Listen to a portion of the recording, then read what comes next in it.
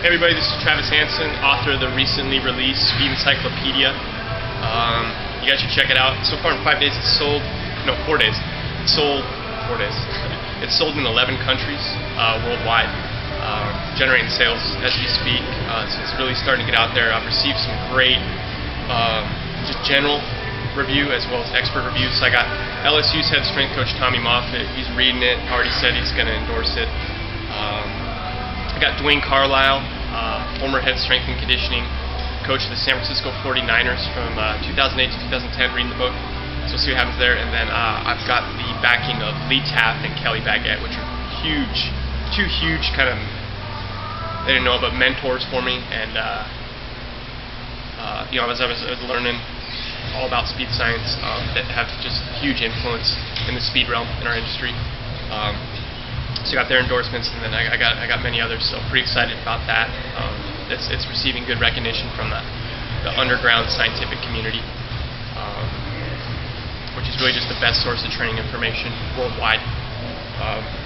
So I wanted to take a minute to discuss a particular technique from that book known as heel recovery, but also just use it as a general reference for athletes looking to get faster, or anyone looking to get faster. So heel recovery is just simply the path, here I'll demonstrate it, out of an upright stride, and this applies to an upright stride. So it's really a transitional function. So if you look at heel recovery off of the start as we accelerate, the nature of it's going to be different than when we've reached higher speeds, top speed, and more of an upright stride. So you got heel recovery in a lean stride, which just tends to happen natural. So as we exhibit that 45-degree body angle, there's going to be a lot more knee angle, a lot more quad contribution, and the hamstrings and glutes, although they're working, they're not going to be as active versus later on as the stride changes and the speed increases. So it is just pretty natural, the nature of it. So that's something we really need to mess with. It just stays low. And then as we enter the upright stride, there's one of two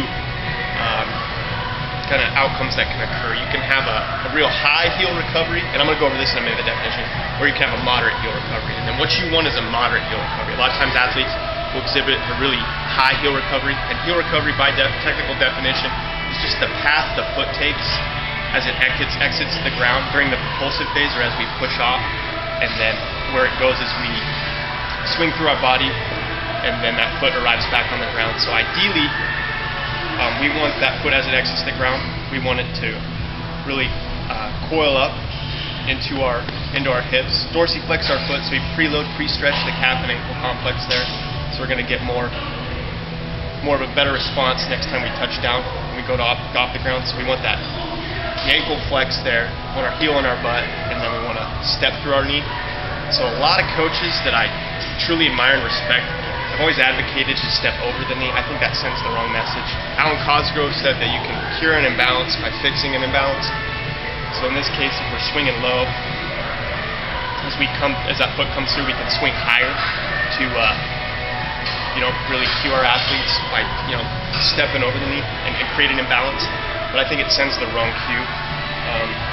You don't want to step over the knee. It's just unnatural. It requires a lot more energy, and it's just not going to work. So as you swing through, you should see that. And regardless of what stage in the continuum of speed the athlete or person is placed, they're always going to step over the knee, whether they're slow, fast, etc.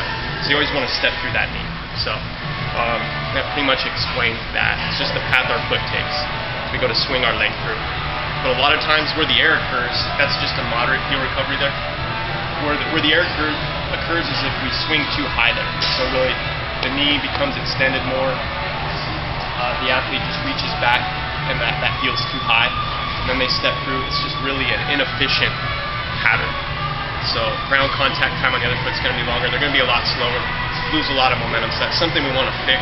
And how do you fix it? Well, something that I've noticed is those athletes tend to really exhibit an overly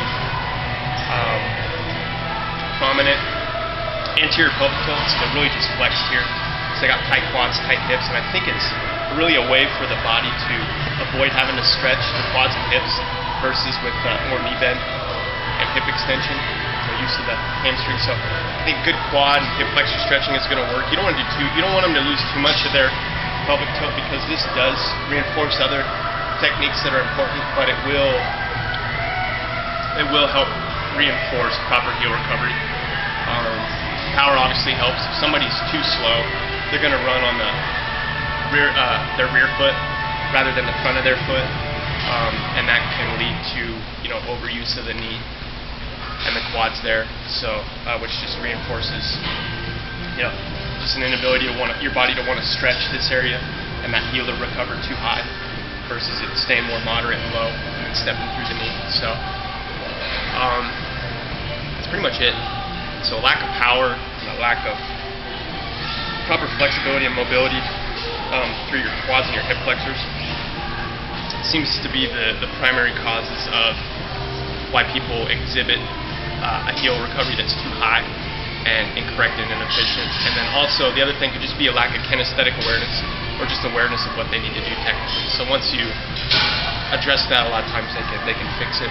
So it's definitely one of 12 techniques that you need to be able to master after or as you're developing a good power foundation to help make your athletes faster. So that concludes this little segment, and I'll be back next week or later this weekend to discuss some more stuff to help get you or yourself or your athletes faster.